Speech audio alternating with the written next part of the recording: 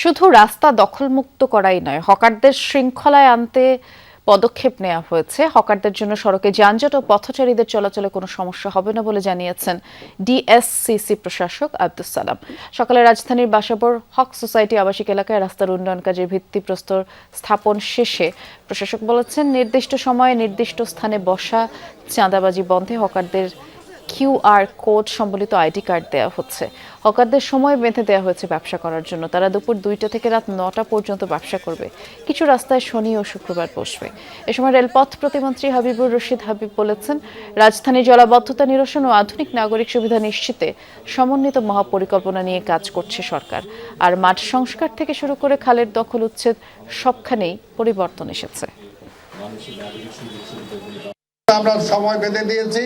কিছু কিছু রাস্তা যেটা আমরা দিয়েছি সেটা বেলা 2টার পর থেকে সন্ধ্যা রাত বা 8টা পর্যন্ত তারা করবে। কিছু রাস্তা আমরা দিয়েছি শনিবার এবং শুক্রবার তারা বসবে। আর 2-1টা রাস্তা আছে যেটা সকাল থেকে সন্ধ্যা পর্যন্ত চলবে। জিরানি যে খালগুলি রয়েছে সেগুলিকে উদ্ধার করে এগুলি দুপাশে ওয়াকের মাধ্যমে নাগরিক সুবিধাগুলি বাস্তবায়ন করা, আমাদের যে সকল মেন রাস্তাগুলি সেগুলি সংস্কার করা, অলিতে গলিতে আমাদের যে রাস্তাগুলি সেগুলি ড্রেনেজ ব্যবস্থা সুদৃঢ় করা এবং আমাদের এখানে যে ময়লা আবর্জনা রয়েছে সেগুলি সিটি কর্পোরেশন যারা পরিচ্ছন্ন করবে তারা যাতে এগুলি সুন্দরভাবে পরিচ্ছন্ন করে